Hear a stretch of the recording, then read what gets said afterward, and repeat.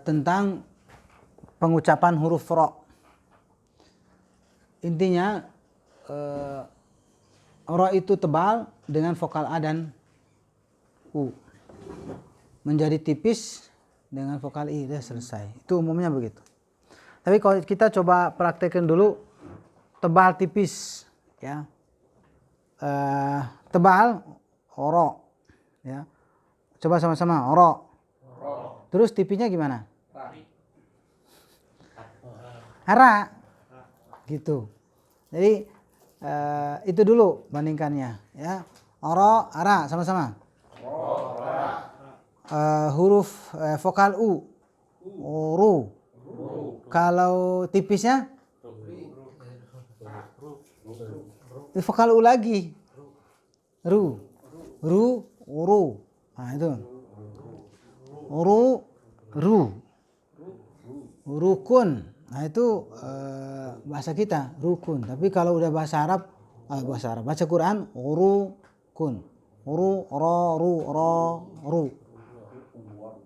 Raru itu tipis, ru. Nah gitu.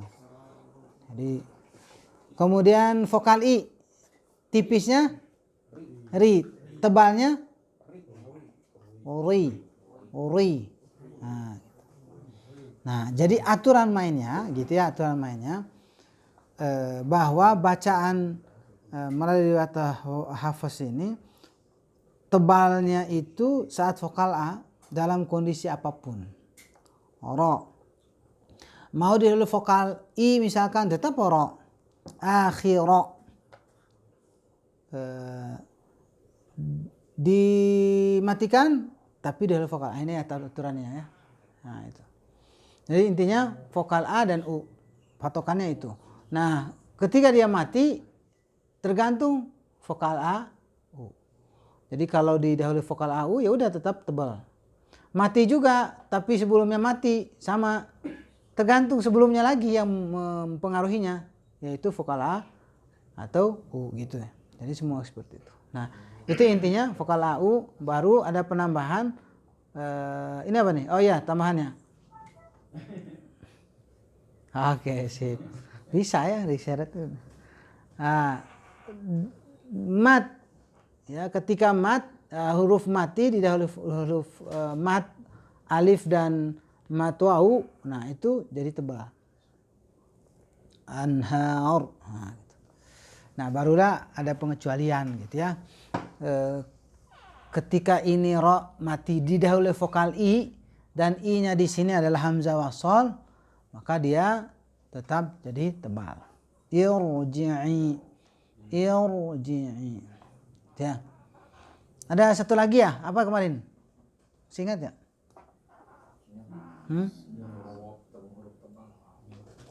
Ketemu huruf tebal. Tuh, lupa ini dicantumkan, masih banyak. Jadi 1, 2, 3, 4, 5, 6 berarti satu lagi. Ketika huruf ro mati didahului oleh huruf berikutnya adalah huruf tebal. Mirsad gitu.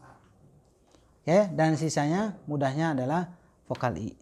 Oke, kita buka surat Al-Muddathir.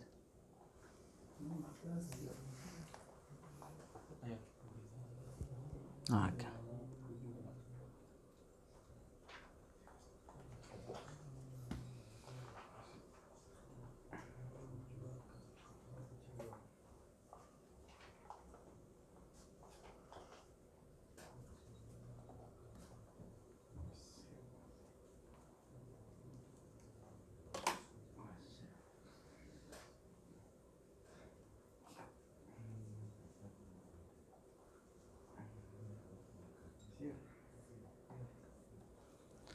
Baik, coba perhatikan langsung aja, atau kita praktek deh bareng-bareng ya. A'udzu billahi minasy syaithanir rajim. Sama-sama. A'udzu billahi minasy syaithanir rajim. Bismillahirrahmanirrahim. Bismillahirrahmanirrahim. Ya ayyuhal muddaththir. Ya ayyuhal muddaththir. Sir. Nah, jangan ada nambah sir. Ya. Oke. Qum fa'anzir. Qum fa'anzir. Wa rabbaka fakabbir. Wa rabbaka fakabbir. Wa thiyabaka fatahhir. Wa thiyabaka fatahhir. Warrujza fahjur. Warrujza fahjur. Wala tamnun tastakthir. Wala tamnun tastakthir. Walirabbika fasbir. Walirabbika fasbir. فإذا نقر في الناقور فإذا نقر في الناقور. فذلك يومئذ يوم عسير. فذلك يومئذ يوم عسير. على الكافرين غير يسير. على الكافرين غير يسير. ذرني ومن خلقت وحيدا. ذرني ومن خلقت وحيدا. وجعلت له مالا ممدودا. وجعلت له مالا ممدودا. وبنين شهودا. وبنين شهودا. ومهدت له تمهيدا. ومهدت له تمهيدا. ثم يطمع أن أزيد. ثم يطمع أن أزيد. كلا إنه كان لآياتنا عنيدا. إنه كان لآياتنا عنيدا. سأرهقه صعودا. سأرهقه صعودا. Baik, kembali ke ayat pertama. Nah, sekarang kita lihat sini huruf ro dimatikan menjadi tebal apa tipis? Tipis. Karena Sebelumnya tipis. oke, didahului vokal i, bukan tipis, didahului vokal i. Oke. Ya, didahului vokal i. Si, nah, jadi si, sir. Ya. Dan sebenarnya kalau dilihat itu natural. Coba nyebut sisir. Yang ada sisir. Nah, sisir aja biasa. Fa'anzir, nah gitu kan bibir, nah gitu. Bibir, nah, salah ya. Jadi naturalnya seperti itu. Wa rabbaka fakabbir, ya, bir. Ya jangan biar. Wa thiyabaka fatahhir. Oke. Jadi tipis ya. Tarqiq. Warru. Warru. Orangnya tafkhim atau tarqiq?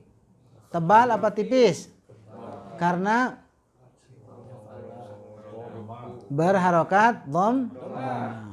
Gitu. Apapun harokat sebelumnya. Karena ini udah kuat pada harokat sendiri. Jadi walaupun di sini misalkan vokal i tetap jadi tebal karena vokal dasarnya itu. Sama dengan basmalah kan? Bismillahirrahmanirrahim. Jangan hirro. Jangan ditipis hirro, tapi hir langsung. Ya.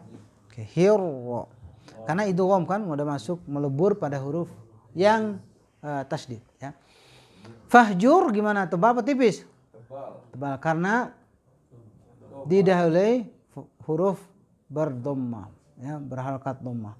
Wala tamnun tastakthir. Nah, itu beda. Ya. Di sini tentunya tipis karena didahului vokal i. Wali ra tebal tipis? Ra tebal. Fasbir tipis ya, jangan fasbir. Sepertinya fase tapi salah ya. Faida nuqira fin naqur. Ra-nya mati di vokal apa? Mat dhammah. Mat waw. Tebal tipis? Tebal ya, vokal u.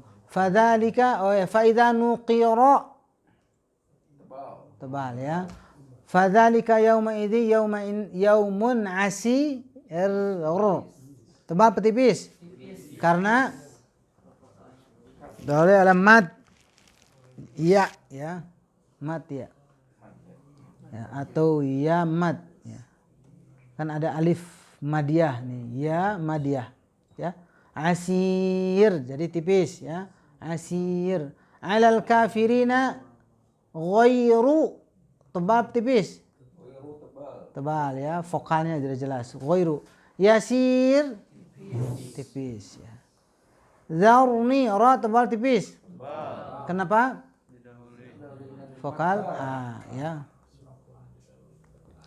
Oke, sampai di situ dulu.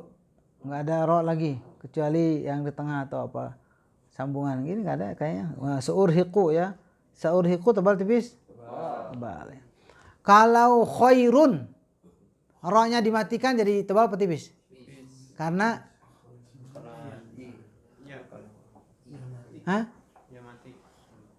karena lain ya, lain ya, khair, nah gitu ya. Lain khair, tapi khair, ya. Itu yang jadi catatan penting buat kita. Nah saatnya ke depan insya Allah sudah mulai kritis bacaan tebal, ya. Jadi yang tertinggal benar-benar harus latihan ekstra ya. Ya dengungannya masih repot, jadi mikir dengung kapan tebal tipis nah gitu kan. Nah itu jadi tugas kita bersama. Insya Allah diingatkan ya pekan depan, mudah-mudahan panjang umur kita semua. Kita akan mempraktekkan tebal tipis. Mulai dari tebal tipis dalam urusan sifat isti'la dan istifal, kemudian apa lagi? Alif madiyah, kemudian apa lagi? Gunnatul ikhfa, ya itu kita perhatikan, dan ra terakhir. Sampai di sini ada yang mau ditanyakan? Nggak ada? Oh iya, itu nanti bahasan khusus maksudnya tidak di sini. Karena nanti gini, kesimpulan awal, padahal kesimpulan terakhirnya. Oke, kesimpulan awal. Sebenarnya tidak ada hukum syar'i di dalam urusan wakaf. Ini haram, ini halal, ini haram, ini wajib, itu nggak ada.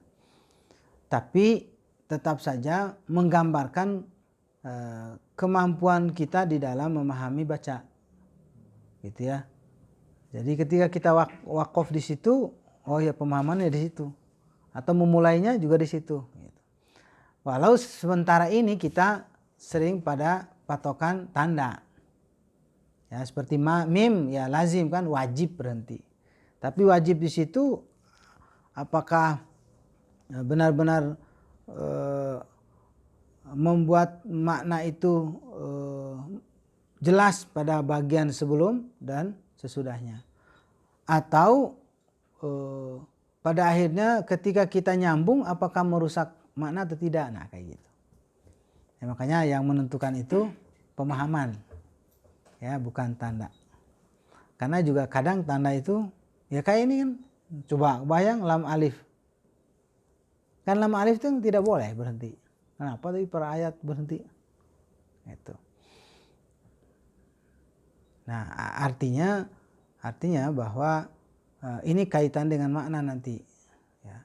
Makna yang bisa saja memungkinkan berhenti, bisa saja harus berhenti. Gitu. Hanya kita akan bahas nanti insya Allah, ya.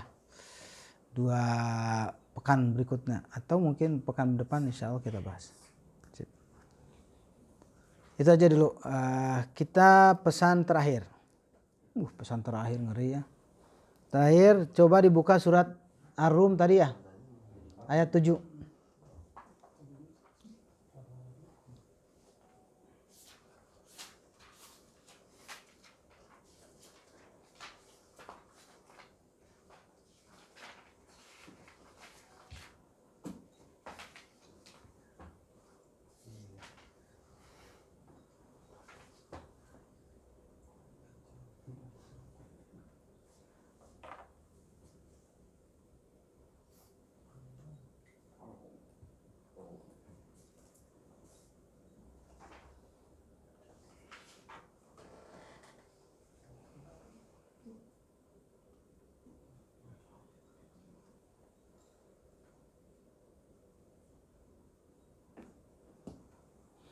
Baik, kita bahas ayat 7.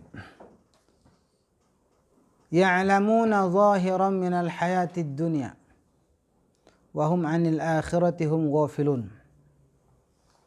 Mereka mengetahui, mengenal, apalagi mendalami, karena alim dengan arafa itu lebih dalam alim, ya, mendalam, sehingga urusan tauhid itu kita disuruh fa'lam, gitu ya, annahu la ilaha illallah. Jadi lebih dalam, bukan fa'rif, gitu ya. Jadi fa'lam dalam. Nah, ternyata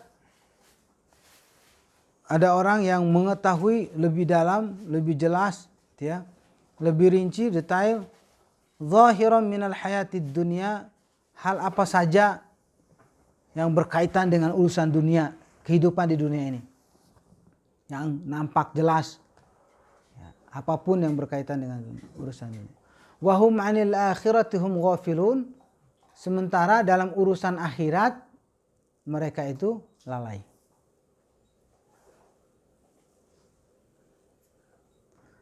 Ini ayat untuk mengingatkan kita semua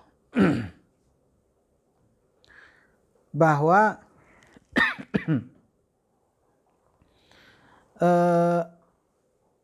sadar nggak bahwa kita ini lebih banyak mengenal kepentingan urusan hidup dunia dibandingkan urusan akhirat, gitu.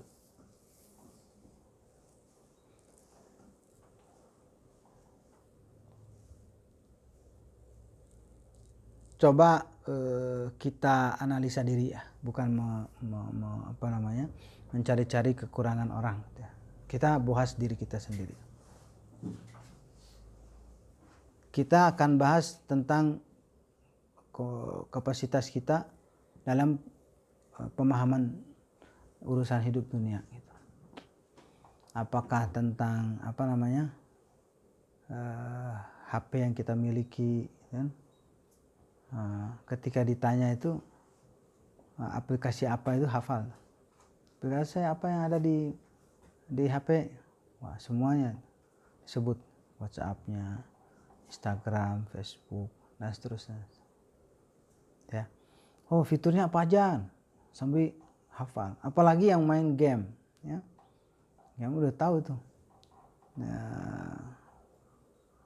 Musuhnya apa, siapa, begitu ya. Strategi gimana dan seterusnya. Dan di bidang kita di dalam urusan kerjaan, ya, kita pun mengetahui karena kita mendalaminya. Pertanyaannya adalah apakah kita mendalami hal yang sama di dalam urusan akhirat kita, gitu. Sampai-sampai kalau tidak salah itu Hasan Al-Basri menyatakan banyak di antara orang itu megang dirhamnya, ya, sambil memainkan dengan kuku jarinya diangkat. Itu dia mengetahui bahwa ukuran beratnya itu dia tahu.